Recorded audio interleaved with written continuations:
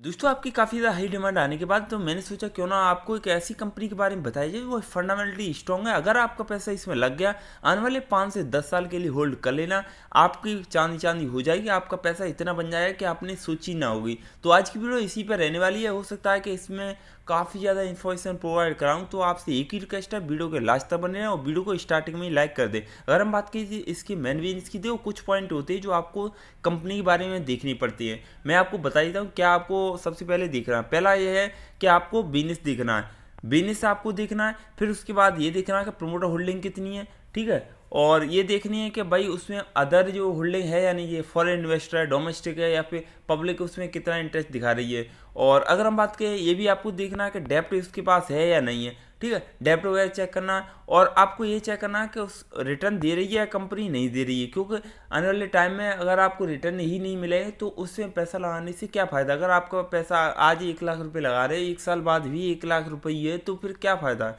समझ रहे हो। ऐसा ना चूज करें, हमेशा ऐसी कंपनी चूज करें जो वैल्यूएशन उसकी अच्छी है, आपको बैलेंस शीट ठीक ठाक नज़र आ रही है, और आपको लग रहा है कि ये आने वाले टाइम में फ्यूचर में हो सकता है कि मल्टीपेयर रिटर्न दे सकती है, मल्टीपेयर बन सकता है ये स्टॉक, तो उस पर भरोसा कर सकते हैं। हम बात करें विप्रो की, तो विप्रो एक अच्छी एक दिग्गज कंपनी है, तो इसके बारे में आप जितना कम बोलो उतना मान सकते हैं। वैसे मेरे हिसाब से तो अगर हम इसके मार्केट कैप की बात करें तो 3,21,620 करोड़ का है, जो काफ़ी बड़ा है मार्केट कैप। और एक चीज़ बताऊं तो पिछली बार इसे लगाया था 740 रुपये, फिर से सुनो 740 रुपये लगाया, तो आपके दिमाग में ये चल रहा हो क्या ये जल्दी अपना हाई ब्रेक करेगा या नहीं करेगा। तो मैं आपको बताऊं इसको टाइम लगेगा, हो सकता है इसे 90 डे लग जाए, क्योंकि 90 डे में सारे के सारे स्टॉक है ना वो रिवाइव हो जाते हैं। अभी फिलहाल इसमें करेक्शन आने के बाद पूरा मार्केट में प्रेशर था, उसकी वजह से इसमें भी करेक्शन आया, तो कोई दिक्कत नहीं है। अगर ये इतना नीचे आ चुका है तो अब यहाँ से देखो आज का परफॉर्मेंस देखे तो थोड़ा सा ना इसमें गिरावट देखने को मिली है।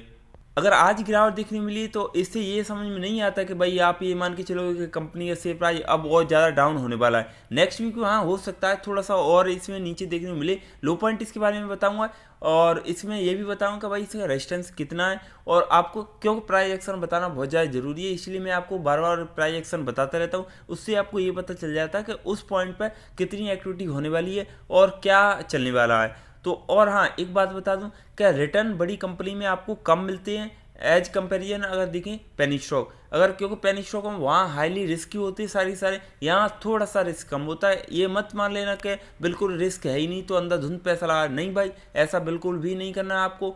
आपको हमेशा अगर जिस कंपनी में पैसा लगा रहे हैं उसके बारे में प्रॉपर स्टडी करें। आप अगर सेटिस्फाई हो, आपको लग रहा है कि मैं पैसा लगा रहा हूँ, मैं होल्ड कर सकता हूँ इसे, जो बंदा बाई एंड होल्ड यही फॉर्मूला अपनाएगा, मैं बता रहा हूँ उसे करोड़पति बनने से कोई भी नहीं रोक सकता। ये बड़े बड़े इन्वेस्टर उनका ये फॉर्मूला है, वो यही करते हैं। वो क्या करते हैं, अच्छी कंपनी में पैसा लगा देते हैं, बाई कर लेते हैं, उसके बाद होल्ड रखते हैं 5 से 10 20 साल के लिए। और जो पैसा लगा उनको बनता है ना, जैसे कंपनी डिविडेंड वगैरह दे दी तो वो री इन्वेस्ट कर देते हैं या फिर वो उससे कुछ ना कुछ कर लेते हैं, लेकिन उनका जो मेन कैपिटल होता है वो सेव रहता है, उसमें होल्ड ही रहता है।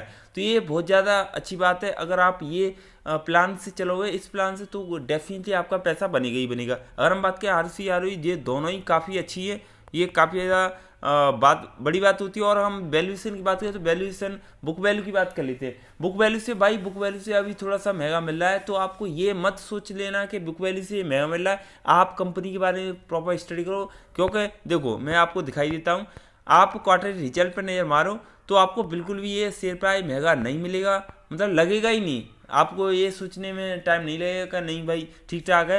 अगर हम बात करें, देखो सितंबर में इसने दिखाया था 41 से 69 करोड़ का ऑपरेटिंग प्रॉफिट, जो इसका मेन बिजनेस से आया है, ठीक है। इस बार का देख लीजिए 41 से 81 करोड़ के आसपास है। तो आप ये मान के चलिए अब यहाँ से ना रॉकेट की तरह इसका प्रॉफिट बनने वाला, और ये ऊपर बहुत ज़्यादा इसका आने वाले टाइम में आपको और ज़्यादा प्रॉफिट देखने को मिलेगा। ये तो आपको बिल्कुल क्लियरली समझ में आ गया कि भाई इसका ना अब बिजनेस भी अच्छा है और कंपनी लगातार प्रॉफिटेबल होती जा रही है। अगर हम बात करें नेट प्रॉफिट की, तो नेट प्रॉफिट बताऊं इस बार का 2969 करोड़ का रहा है, पिछली बार से काफ़ी ज़्यादा बढ़ चुका है। अगर हम बात करें ईयरली की, वो भी मैं आपको दिखाऊँ। और EPS देखें तो 5 रुपये 42 पैसे निकल के आ रहा है। और अगर हम बात करें इसका 1 साल का क्या परफॉर्मेंस है, तो नेट प्रॉफिट की बात करें तो इसका अच्छा खासा देखने को मिल रहा है, ठीक ठाक है, कोई दिक्कत नहीं है। तो आप इस पर थोड़ा सा भरोसा कर सकते हो, कोई दिक्कत नहीं अगर आपको ये लग रहा है ना। और अगर हम बात करें इसके एसेट्स की, तो ठीक ठाक एसेट्स है। और प्रोमोटर होल्डिंग की बात करें तो 73% के आसपास है। फिर से सुन लो, 73% के आसपास है, जो 75% मानी जाती है। उससे ज़्यादा कंपनी होल्ड मतलब अपनी प्रोमोटर होल्डिंग नहीं बढ़ा सकती। और अगर हम बात करें इसमें पब्लिक, तो पब्लिक ज़्यादा इंटरेस्ट नहीं दिखा रही है। फॉरेन इन्वेस्टर की बात करें तो फॉरेन इन्वेस्टर अभी भी बना हुआ है, तो अच्छी बात है। और डोमेस्टिक भी है, तो ये मान के चलिए कि मेरे हिसाब से बेटर है अगर आपका पैसा इसमें लग रहा है। अब मैं बात करता हूँ इसके प्राइस एक्शन, क्योंकि प्राइस एक्शन दिखना बहुत ज़्यादा ज़रूरी है। आज हल्का सा इसमें मूवमेंट देखने को मिला है, क्योंकि आपको पता है कि बाजार में मतलब हर चीज़ आपके अकॉर्डिंग नहीं चलती और आपको काफ़ी ज़्यादा मार्केट के बारे में सोचना पड़ता है। आज अगर हम देखें मार्केट पूरी तरह से थोड़ा सा डाउन रहा है, तो आप ये मान के चलना है कि नेक्स्ट वीक में अच्छा खासा मूवमेंट दिखाएगा। वॉल्यूम की बात करें, वॉल्यूम अभी भी इसमें आज का देखें तो 49 लाख के आसपास देखने को मिला है, तो ठीक ठाक है। अगर हम बात करें इसकी अब ये कहाँ तक जाने वाला है, अभी फिलहाल 586 के आसपास चल रहा है। तो अब मैं आपको बता देता हूँ इसका 3 सपोर्ट लेवल है। फिर से ध्यान से सुनो, 3 सपोर्ट लेवल है, 5 रुपये 83 पैसे और 583 रुपये। और अगर हम बात करें दूसरा सपोर्ट लेवल है इसका 577 रुपये के आसपास है। तीसरा की बात करें तो 571 रुपये के आसपास। तो आप ये मान के चलिए ये ज़्यादा से ज़्यादा अगर गिरेगा भी तो हल्का गिर सकता है, ज़्यादा नहीं। नेक्स्ट वीक में फिर से मूवमेंट दिखाएगा अच्छा खासा पॉजिटिव, और तो आपको बिल्कुल भी डरना नहीं है। और अगर हम बात करें इसके रेजिस्टेंस की, तो रेजिस्टेंस निकल के आ रहा है 594 रुपये के आसपास, 600 रुपये के आसपास और 606 रुपये के आसपास। तो ये मान के चलो कि 600 रुपये से पहले आपको और ज़्यादा गिरावट देखने को मिल सकती है। ये प्राइस एक्शन मैं इसलिए बता देता हूँ जिससे ना आपको इसके बारे में प्रॉपर स्टडी मिल जाए, मतलब कि आपको ज़्यादा सोचना ना पड़े कि कहाँ पर क्या मूवमेंट चलने वाला है।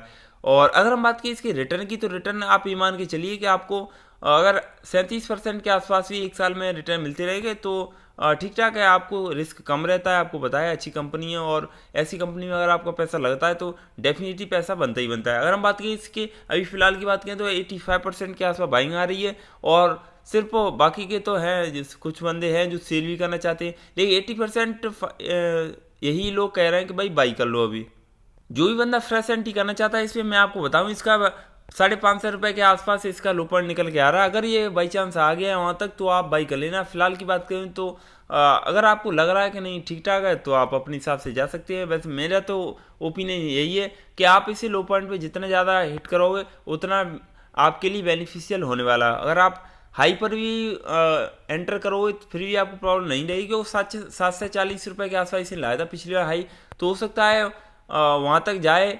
अगर आपने मान लो 600 रुपये के आसपास ही बाई किया है तब भी आपको थोड़ा सा वेट करना पड़ेगा, बट ये तो है कि आपको टाइम तो देना पड़ेगा। अगर आप टाइम दोगे, टाइम के साथ आपको पेशेंस भी रखना पड़ता है। पेशेंस बहुत सारे बंदे नहीं रखते, मैं फिर से बता दूं, पेशेंस ही एक सक्सेस की है। अगर आप इसे शेयर मार्केट में यूज करो तो फिर आपको पैसा कमाने से कोई नहीं रोक सकता, क्योंकि ये जितनी कंपनी है वो शॉर्ट टर्म में पैसा बिल्कुल भी नहीं बनाती हैं, ये लॉन्ग टर्म में बनाती है, जैसे 5 से 10 साल के लिए। तो अगर आप बड़ी कंपनी में जाना चाहते हैं तो आप इस हिसाब से जा सकते हो। उम्मीद करूँ आज की वीडियो काफ़ी ज़्यादा हेल्पफुल लगी। अगर आपको वीडियो अच्छी लगे तो वीडियो को लाइक किया, चैनल को सब्सक्राइब जरूर कर लें, वीडियो को शेयर करना बिल्कुल न भूलें। Thanks for watching this video.